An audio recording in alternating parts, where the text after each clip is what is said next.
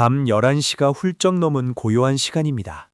거실 불은 다 꺼져 있고 오직 스마트폰의 푸르스름한 불빛만이 당신의 피곤한 얼굴을 하얗게 비추고 있겠죠. 화면 속에서는 쇼핑 호스트의 다급한 목소리가 들리고 숫자가 미친 듯이 줄어들고 있습니다. 마감 임박, 수량 부족, 오늘만 이 가격, 지금 안 사면 평생 후회합니다. 그 말에 심장이 뛰고 홀린 듯이 화면을 터치해 결제 버튼을 누르고 맙니다. 지문 인식 한 번 혹은 비밀번호 몇 자리 누르는데 단 2초면 충분하니까요. 결제가 완료되었다는 알림창을 보는 순간 뇌에서는 짜릿한 호르몬이 분비되며 묘한 안도감이 밀려옵니다. 그런데 말입니다. 참 이상하지 않습니까? 그렇게 2초 만에 쉽게 결제창은 열어젖히면서 왜 내 통장의 진짜 잔고를 확인하는 은행 앱은 도무지 열 엄두를 내지 못하는 걸까요? 월급날이 고작 며칠 지나지도 않았는데 숫자를 두 눈으로 확인하는 것 자체가 너무나 두렵고 끔찍하기 때문입니다. 지금 고개를 돌려 현관문 앞을 한번 상상해 보시길 바랍니다. 아니면 당신의 방구석 한쪽을 가만히 돌아보세요. 비닐도 뜯지 않은 택배 상자들이 산처럼 흉물스럽게 쌓여 있지 않습니까? 어떤 분들은 그걸 보며 남한테 피해 안 주고 내 돈 쓰는 내 유일한 소소한 취미라고 스스로를 위로합니다. 회사에서 매일 치이고 스트레스 받는데 이 정도 돈도 마음대로 못 쓰냐고 억울해하며 핑계를 대기도 하죠. 하지만 제가 오늘 당신의 뼈를 때리는 아주 아프고 뼈 아픈 진실을 하나 말씀드리겠습니다. 그 쌓여있는 갈색 택배 상자들은 절대 당신의 취미가 아닙니다. 그건 당신의 통장이 메말라가고 당신의 뇌가 서서히 병들어 죽어가고 있다는 것을 보여주는 끔찍한 작은 묘비들입니다. 내 돈 내가 벌어서 쓰는데 당신이 무슨 상관이냐고요? 이건 단순히 의지력이 부족해서 생기는 과소비의 문제가 아닙니다. 지금 대한민국 사람 10명 중 9명은 뇌의 보상회로가 완전히 고장난 상태로 아주 조용하게 파산해가고 있습니다. 자신이 망해가고 있다는 사실조차 인지하지 못한 채 비명조차 지르지 못하고 가난의 늪으로 깊숙이 빨려 들어가고 있는 거죠. 도대체 당신의 나약한 뇌와 텅 빈 지갑 사이에서 매일 밤 무슨 끔찍한 일들이 벌어지고 있는 걸까요? 뉴스에서는 연일 가계부채가 역대 최고치를 찍었다, 경제가 위기다 떠들어댑니다. 하지만 그런 거시적인 경제 지표나 딱딱한 그래프는 당장 우리 피부에 와닿지 않죠. 그래서 저는 여러분을 동탄이나 김포 같은 신도시의 으리으리하고 화려한 신축 아파트 단지로 안내하고 싶습니다. 그곳의 겉모습은 정말 평화롭고 완벽할 정도로 윤택해 보입니다. 지하 주차장에는 번쩍거리는 최신형 수입차가 빡 들어차 있습니다. 주말이면 분위기 좋은 브런치 카페와 대형 백화점에 깔끔하게 차려입은 젊은 부부들이 가득하죠. 하지만 그 고급스러운 아파트의 디지털 도어록이 닫힌 안쪽의 현실은 과연 어떨까요? 우리가 기억하는 과거 97년 경제 위기 때는 낡은 양복을 입은 아빠들이 서울역 광장에 주저앉아 소리내어 눈물을 흘렸습니다. 누가 봐도 나라가 망했고 평범한 집안이 무너졌다는 걸 단번에 알 수 있는 처절한 광경이었죠. 하지만 우리에게 다가올 2026년의 경제 위기는 완전히 다른 아주 기괴한 얼굴을 하고 있습니다. 너무나 우아하고 너무나 조용해서 안에서 완전히 골마 터지기 전까지는 이웃조차 눈치채지 못합니다. 할부로 산 벤츠를 끌고 다니지만 당장 기름값이 부담스러워 출퇴근은 대중교통으로 눈치 보며 하는 사람들. 채광 좋은 멋진 아파트에 살지만 매달 숨통을 조여오는 주택대출 이자 때문에 점심은 편의점 삼각김밥으로 처량하게 때우는 사람들. 우리는 이들을 겉만 번지르르한 하우스푸어, 카푸어라고 다룹니다. 더 소름 끼치고 무서운 건 이들이 부족한 현금과 마음속 깊은 불안을 감추기 위해 카드를 돌려막기 시작한다는 겁니다. 이번 달 카드값을 간신히 막으려고 악마의 유혹이라는 리볼빙 서비스를 아무렇지 않게 신청합니다. 그리고 그 어마어마한 수수료를 내기 위해 또 다른 신용카드를 발급받아 한도를 실컷 긁어댑니다. 왜 이렇게까지 텅 빈 겉모습에 집착하며 스스로의 살을 갉아먹는 걸까요? 그건 바로 내면의 끔찍한 공허함, 어린 시절부터 채워지지 않은 정서적 결핍을 남들에게 보여주기식의 값비싼 물건으로 포장하려 하기 때문입니다. 남들에게 뒤처지면 안 된다는 강박이 스스로를 벼랑 끝으로 몰아넣는 겁니다. 하지만 물건으로 위태롭게 쌓아 올린 가짜 자존감은 파도 앞의 모래성처럼 한순간의 흔적도 없이 무너집니다. 혹시 여러분도 지금 남들이 부러워하는 화려한 소셜미디어 피드 뒤에서 매달 날아오는 카드 명세서와 피말리는 숨바꼭질을 하고 계시지는 않습니까? 이 조용하고 끔찍한 파산 과정에서 가장 슬픈 비극은 희생자들이 스스로를 아주 안전하다고 굳게 착각한다는 데 있습니다. 심리학에서는 이 무서운 현상을 신용카드의 마취 효과라고 부릅니다. 만약 당신이 현금 5만 원을 지갑에서 직접 꺼내 점원에게 건넬 때는 뇌에서 물리적인 고통을 느끼는 부위가 강력하게 작동합니다. 내 피 같은 돈이 내 손을 떠나 사라진다는 실질적이고 뼈아픈 상실감을 느끼는 거죠. 하지만 작고 예쁜 플라스틱 카드를 단말기에 가볍게 꽂을 때는 뇌가 아무런 통증을 느끼지 못합니다. 마치 수술대 위에서 전신 마취 주사를 맞은 여처럼 자산이 줄어드는 고통의 감각이 완벽하게 마비되어 버린 겁니다. 여기서 제가 경제학과 심리학이 교차하는 아주 소름 돋는 사실을 하나 알려드릴까요? 우리의 뇌는 50만 원짜리 비싼 명품 가방을 살 때보다 인터넷에서 단돈 10,000원짜리 양말 10켤레를 살 때 훨씬 더 무방비 상태로 뚫려버립니다. 가격표의 금액이 작으면 뇌의 방어 기제인 브레이크 시스템 자체가 아예 작동하지를 않거든요. 고작 10,000원 정도는 괜찮겠지, 내일 커피 한 잔 덜 마시면 그만이지 하면서 매일 밤 침대에 누워 푼돈을 결제합니다.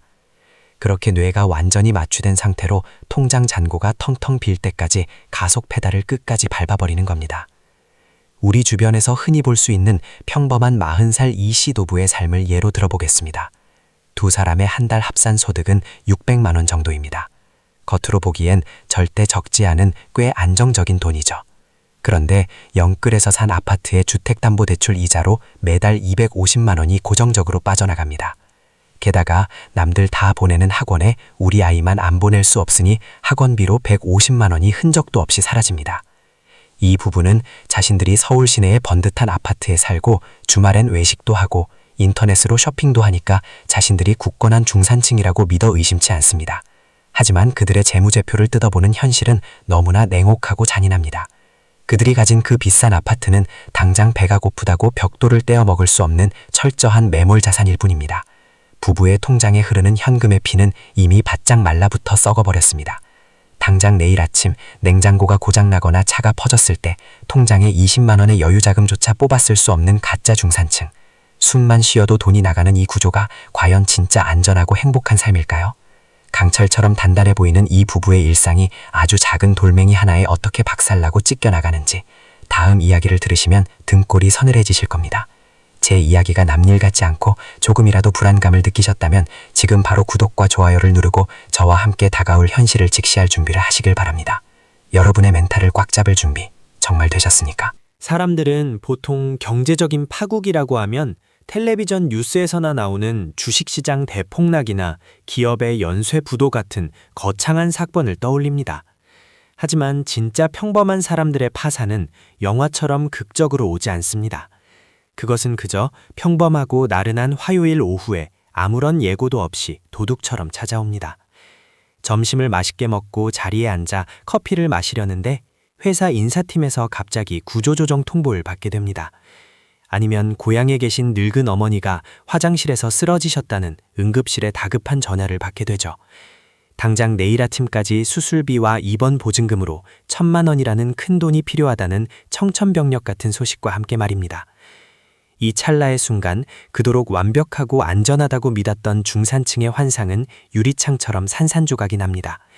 10억 원이 넘는 아파트에 산다고 자부했지만 당장 그 아파트 화장실 타일 한 장을 떼어내서 병원 원무과의 수술비로 낼 수는 없지 않습니까? 떨리는 손으로 은행 주거래 지점에 전화를 걸어보지만 돌아오는 대답은 차갑습니다. 이미 주택담보대출과 신용대출로 영끌 한도가 꽉 차서 단 1원도 추가로 빌려줄 수 없다는 기계적인 답변뿐입니다. 식은땀을 흘리며 황급히 지갑을 열어 신용카드를 종류별로 꺼내 번갈아 긁어보지만 단말기에서는 잔액 부족 알림만 울립니다. 이미 지난달에 긁어둔 인터넷 쇼핑 대금과 리볼빙 이자 때문에 결제 한도마저 바닥을 드러낸 상태니까요. 수십 년 동안 잠주려가며 뼈 빠지게 일해서 일군 나의 자랑스러운 안전망이 사실은 입김 한 번에 날아갈 모래성이었다는 걸 뼛속 깊이 깨닫는 순간입니다. 당장 숨이 턱 막히고 심장이 터질 것처럼 미친 듯이 뛰기 시작합니다. 통장에 당장 1,000만 원이라는 가용 현금이 없어서 사랑하는 부모님의 수술을 무기한 미뤄야 하는 참담함, 아니면 당장 다음 달부터 길거리로 나앉아야 하는 소득 상실의 깊은 계곡에 맨몸으로 떨어지고만 것입니다. 평생을 남부럽지 않게 성실하게 살았다고 자부했는데 단 하루 만에 사회의 가장 밑바닥으로 곤두박질 치는 이 끔찍하고 처절한 무력감. 여러분, 이것은 절대 과장된 소설이나 영화 속 이야기가 아닙니다. 지금 이 순간에도 당신의 옆집에서 혹은 당신의 친구 중 누군가가 겪고 있는 피 튀기는 잔혹한 현실입니다. 가장 끔찍한 비극은 바로 다음부터 시작됩니다. 이 절망적인 소득 상실의 계곡에 빠진 사람들은 이성적인 판단을 내리며 허리띠를 졸라매는 대신 스트레스 호르몬에 절여진 뇌의 오작동에 속아 넘어갑니다. 그리고 가장 치명적이고 돌이킬 수 없는 미친 짓을 향해 스스로 걸어 들어가게 되죠. 도대체 벼랑 끝에 몰린 인간의 뇌는 왜 이런 자해와도 같은 선택을 하는 걸까요? 벼랑 끝에 몰린 인간은 이성적으로 호리띠를 졸라맬 것 같지만 현실은 정반대입니다. 우리 뇌는 극심한 스트레스를 받으면 생존 본능에 불을 켜고 단기적인 쾌락과 보상에 미친 듯이 집착하게 됩니다. 당장 1,000만 원이 없어서 발을 동동 구르던 아까 그 40살 이 씨의 뇌 속을 들여다볼까요? 정상적인 사고방식이라면 지금 당장 생활비를 줄이고 차를 팔아야 맞습니다. 하지만 남들에게 보여지는 알량한 체면과 자존심이 찢겨나가는 고통을 뇌는 도무지 견뎌내지 못합니다. 그래서 이 씨는 신용카드 현금 대출이라는 악마의 문을 두드려 빚을 내고 맙니다. 그리고 그 피 같은 빚을 들고 하룻밤 만에 인생을 역전하겠다며 변동성이 미친 듯이 널뛰는 가상화폐나 파생상품 시장에 불나방처럼 뛰어들죠. 나만이 지옥 같은 가난에서 뒤처지고 있다는 지독한 공포감이 그의 눈을 완전히 멀게 한 겁니다. 더 기가 막히고 소름 돋는 사실은 여기서 끝이 아닙니다. 투자해서 돈을 잃고 스트레스가 극에 달하면 이 씨는 또다시 그 망할 인터넷 쇼핑 앱을 켭니다. 수백만 원을 허공에 날리고도 단돈 몇천 원짜리 쓸데없는 휴대폰 케이스나 10,000원짜리 티셔츠를 장바구니에 담으며 묘한 위로를 받습니다. 결제 버튼을 누르는 그 짧은 순간 찔끔 뿜어져 나오는 쾌락 호르몬에 기대어 현실의 고통을 아주 잠깐 잊어버리는 거죠. 어릴 적 부모님에게 제대로 안아달라 때 쓰지 못하고 속으로만 삼켰던 그 깊은 결핍과 상처가 어른이 되어서는 싸구려 물건을 사들이는 강박으로 터져나오는 겁니다. 스스로를 위로할 방법을 전혀 배우지 못한 어른의 뇌는 오직 결제라는 행위로만 안정감을 찾도록 처참하게 망가져 버렸으니까요. 이렇게 뇌가 스트레스와 순간의 쾌락의 노예가 되어버리면 결국 남는 것은 철저한 파멸뿐입니다. 당신의 지갑이 텅 비어갈 때 당신의 곁에 있던 사람들은 과연 어떤 표정을 짓고 있을까요? 통장 잔고가 바닥을 드러내면 가장 먼저 무너지는 것은 신용등급이 아니라 바로 당신의 인간관계입니다. 돈이 마르면 사람의 마음에는 지독한 가뭄이 찾아오고 여유가 사라진 자리에는 날선 가시만 돋아나죠. 오랜만에 동창들이 모인다는 반가운 연락을 받아도 이 핑계 저 핑계를 대며 자리를 피하게 됩니다. 절친한 친구의 결혼식 청첩장을 받고서도 축의금 10만 원을 낼 돈이 없어 며칠 밤낮을 끙끙 앓다가 결국 연락을 뚝 끊어버립니다. 술자리에서 뿜어져 나오는 친구들의 여유로운 웃음소리가 마치 내 처지를 비웃는 것 같아 도무지 견딜 수가 없거든요. 결국 돈 때문에 시작된 자격지심은 스스로를 사회와 철저히 단절시키는 감옥을 만들어버립니다. 하지만 진짜 비극은 문을 걸어 잠근 당신의 집안, 가장 사랑해야 할 가족들 사이에서 벌어집니다. 퇴근길에 남편이나 아내가 또 택배 시켰어? 이거 다 뭐야? 하고 묻는 가벼운 질문 하나에 억눌렸던 분노가 화산처럼 폭발합니다.